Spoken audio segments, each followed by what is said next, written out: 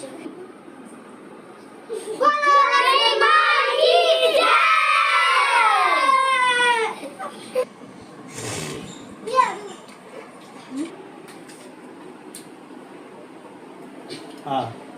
इधर बैठो,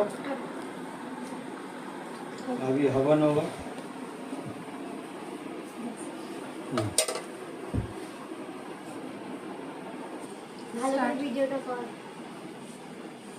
আজকে লক্ষ্মী পুজোর উপলক্ষে বেশ বিশেষ কিছু কথা আমি সকলের কাছে শেয়ার করছি। সবথেকে গুরুত্বপূর্ণ এর মধ্যে যেটা আমার লাগছে সেটা হচ্ছে অগ্নিহোত্র যজ্ঞ। এই অগ্নিহোত্র যজ্ঞ এতটা বিশেষ এবং এর এতটা বড় মাহাত্ম্য রয়েছে এবং এর বৈজ্ঞানিক যে বিশ্লেষণ করেছে আধুনিক বিজ্ঞানীরা, তারা দেখেছে এই অগ্নিহোত্র যজ্ঞের দ্বারা বায়ু এবং পরিবেশ এবং যে ঘরে অগ্নিহোত্র যজ্ঞ করা হচ্ছে সেই ঘরটা বিশুদ্ধ হয়ে যাচ্ছে। মানে স্যানিটাইজার যে আমরা করি আলাদা করে, সেই স্যানিটাইজেশন আলাদা করে করতে হচ্ছে না।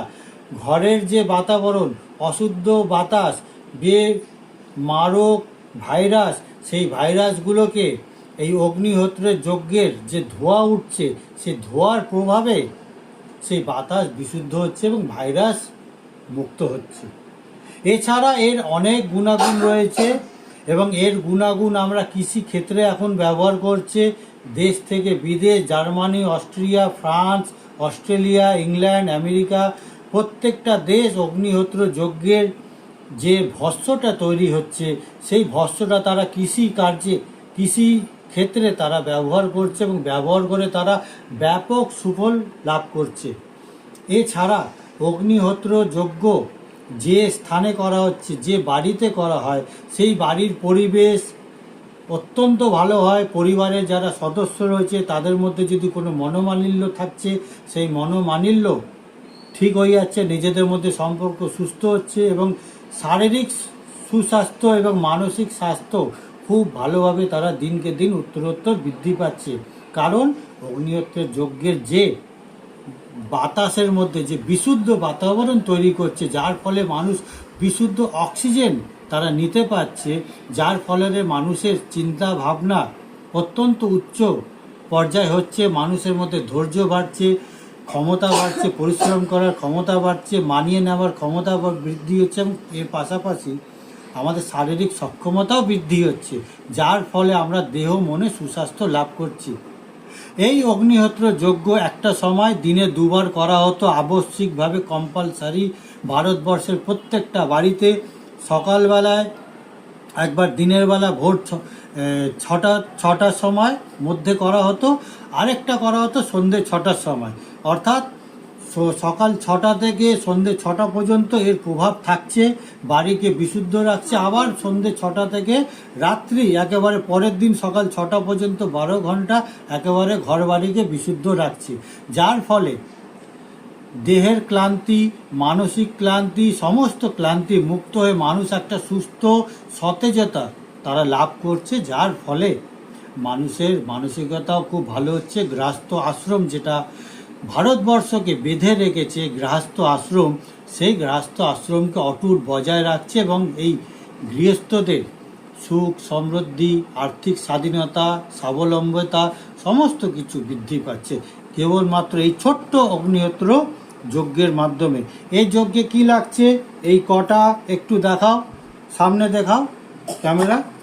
এই কটা, এই একটুখানি গুটে আমি একটু বেশি নিয়েছি, একটু লাগছে কর্পূর, একটু আতপ চাল এবং বিশুদ্ধ দেশি ঘি। এই ঘি যেন কোনো পচা না হয়। আমাদের অভ্যেস হয়ে গেছে যে পুজোর সময় পচা ঘি, কম দামি মধু এগুলো ব্যবহার করি, এর কারণ যেগুলো আমরা এর গুণাগুণ একেবারেই জানি না। হোমযজ্ঞ হচ্ছে শারীরিক সুস্থতাকে বজায় রেখে এবং হোমযজ্ঞের বিভিন্ন ধরনের হোমযজ্ঞ হয়, যেগুলো বিভিন্ন রোগের ক্ষেত্রে এক এক ধরনের হোমযজ্ঞ হয়। আমি এখানে জাস্ট একটা ছোট্ট এক্সাম্পল দিচ্ছি বা উদাহরণ দিচ্ছি, যেটা হচ্ছে ধরুন কারুর অ্যাজমা বা হাঁপানির যদি কোনো সমস্যা থাকে, সে তখন আপনার অশ্বগন্ধা রয়েছে, অশ্বগন্ধা হোমযজ্ঞে দিয়ে দিল, ওর সাথে একটু দারচিনি যজ্ঞে দিয়ে দিল, তাহলে তার দেখা যাচ্ছে তার হাঁপানির সমস্যা কমে যাচ্ছে। কারোর যদি নার্ভের কোনো সমস্যা রয়েছে, এই যজ্ঞেতে অশ্বগন্ধা একটুখানি দিয়ে দিচ্ছে, তারপরে সেই যে মানে এই গুঠে এবং কর্পূর, ঘি এবং আতপ চাল মিশ্রিত ওর সাথে যদি ওই অশ্বগন্ধা দেওয়া আছে, তাহলে নার্ভের তথা নিউরনের সমস্যা থেকে মানুষ মুক্তি লাভ করছে। হোমযজ্ঞ এমনি এমনি করা হয়নি, হোমযজ্ঞর অনেক মাহাত্ম্য রয়েছে। হোমযজ্ঞ বলে আলাদা শাস্ত্র রয়েছে, যেই শাস্ত্রে লেখা রয়েছে হোমযজ্ঞের মাধ্যমে আমরা জীবনের যাবতীয় সুস্থতা থেকে মুক্ত হতে পারি। তো আমি আজকে এটা করে দেখাচ্ছি যে অগ্নিহোত্র যজ্ঞ আমরা করছি। পজ করো। এই যে ঘিটা দেওয়া হলো, এর মধ্যে ঘি দিয়েছি, কর্পূর দিয়েছি, এবার এটাকে ধরাচ্ছি। কর্পূর,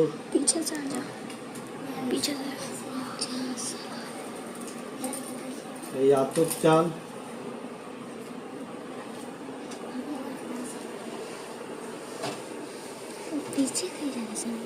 যজ্ঞের একটা পুরো বিজ্ঞান রয়েছে, যে বিজ্ঞান আমাদের আজকে প্রায় আমরা হারিয়ে ফেলেছি বলতে প্রায়। আজকে আমরা পচা কাঠ দিয়ে যজ্ঞ করছি, পচা ঘি দিয়ে যজ্ঞ করছি, পচা মধু দিয়ে যজ্ঞ করছি, যা কিছু দিচ্ছি সবই পচা। যার ফলে আমাদের সুস্থতার বদলে, এই ধর্মাচরণের সুস্থতার বদলে আমরা কিন্তু অসুস্থতাকে নিমন্ত্রণ দিচ্ছি বাড়িতে আরও বেশি করে। এমনিতেই আমরা অসুস্থ জীবনযাপন সংস্কৃতির মধ্যে আমরা পড়ে রয়েছি, এবং আরও আমরা অসুস্থ আরও একটা বাতাবরণ তৈরি করছি।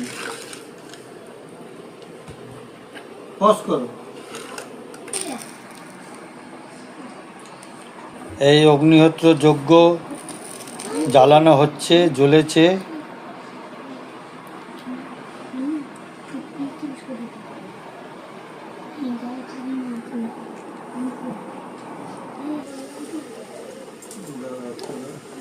होगी अंकल। এই অগ্নিহোত্র যজ্ঞ আমাদের শুরু হয়ে গেছে, ভালো করে ঘি দেওয়া হচ্ছে, এবং এর সাথে আমি কিছু সমিধাও দেব, যাতে এর গুণাগুণ আর একটু বাড়িয়ে তোলা যায়। এই যজ্ঞ করার উদ্দেশ্য, এই যে যজ্ঞ সমিধা আছে এটাও দেওয়া, এতে বাড়ির পরিবেশ আরও ভালো হয়।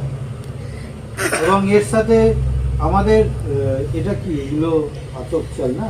আতপ চাল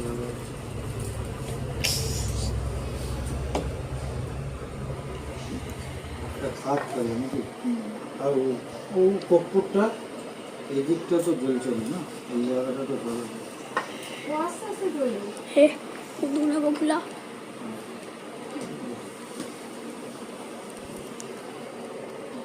এইগুলো জ্বলে যাবে?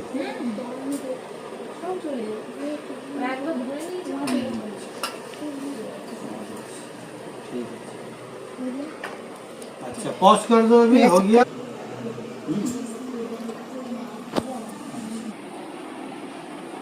আজকে লক্ষ্মী পুজো, সবাই জানে 2024 সালে কোজাগরী লক্ষ্মী পুজো, বাড়িতে লক্ষ্মী পুজো অলরেডি হয়ে গেছে। আমরা প্রথমে যজ্ঞটা দেখালাম সবাইকে, যে যজ্ঞ কিভাবে করতে হয়। প্রত্যেকেই নিজের বাড়িতে যজ্ঞ সকলেই করতে পারে, এবং এই যজ্ঞের ভীষণ লাভ সবাইকে, সেটাও আমি খুব ভালো করে বুঝিয়ে দিয়েছি আশা করি। এবং আমি কথা বলবো যে লক্ষ্মী পুজো আমরা কেন করি, কি কারণে। আমাদের মধ্যে সবার একটা ধারণা রয়েছে যে লক্ষ্মী ঠাকুরের পুজো করলে অনেক টাকা আসবে, অর্থ আসবে, সমৃদ্ধি আসবে, এরকম একটা ব্যাপার। কিন্তু তা কি হয় না? তা হয় না। লক্ষ্মী ঠাকুরকে পুজো করলেই আমাদের জীবনে কিন্তু কারি টাকা, রাশি অর্থ ইত্যাদি আমাদের আসবে না। আমাদের বুঝতে হবে যে লক্ষ্মী ঠাকুরের মাহাত্ম্য কি বিজ্ঞান আমাদের বোঝানো হয়েছে, আমাদের পূর্বপুরুষরা কি বোঝাতে চেয়েছে লক্ষ্মী ঠাকুরের একটা অবয়ব নিয়ে, যেটা লক্ষ্মী পুজো হচ্ছে। তো আমি আজকে শেয়ার করব যে লক্ষ্মী পুজো আমরা কেন করি। লক্ষ্মী পুজো করার উদ্দেশ্য আমাকে আগে বুঝতে হবে যে একটা লক্ষ্মী ঠাকুরের ছবিকে যদি বা মূর্তিকে আমরা যদি দেখি, তাহলে আমরা দেখতে পাবো যে লক্ষ্মী ঠাকুর বসে আছে, তার বাহন রয়েছে পেঁচা, এবং পেঁচার যে বৈজ্ঞানিকরা যেটা পেঁচার গুণ যেটা আমাদের সামনে তুলে ধরেছেন, অর্থাৎ আমাদের ঋষিমুনিরা, পেঁচা হচ্ছে এমন একটা প্রাণী যে তার কাছে যদি কোনো শিকার আসে, সেই শিকার তার কাছে সহজে নিস্তার পায় না। অর্থাৎ লক্ষ্মীর কাছে, বাড়ির যে গৃহিণীকে আমরা যে লক্ষ্মী বলি, অর্থাৎ লক্ষ্মীর সেই গৃহিণীর হাতে যদি কোনো অর্থ সম্পদ ইত্যাদি গচ্ছিত রাখা হয় বাড়ির কাজকর্মের জন্য, সংসারের জন্য, তাহলে কিন্তু সে সহজে সেটাকে খরচ করে না। সে অত্যন্ত বুঝে শুনে, মানে বোধ বুদ্ধির সাথে খরচ করে। কোথায় কীভাবে খরচ করতে হবে সেটা একমাত্র বাড়ির গৃহিণীরা খুব ভালো করে একটা সময় বুঝতো। আজকের গৃহিণীদের কথা আমি বলতে পারবো না, কারণ আমি আমার মা, মাসি, ঠাকুমা, দিদিমা ইত্যাদিদের দেখে বুঝেছি যে একটা সাংসারিক মহিলা কিভাবে তৈরি হয়, মানে কিভাবে তার সংসারের ভূমিকা কি, তার অবদান কতটা। টাকা যদি অল্প হয়, সেই অল্প টাকার মধ্যে বাড়িকে সবাইকে কিভাবে মেনটেন করতে হয় সেটা একমাত্র বাড়ির গৃহিণীরাই বুঝতো।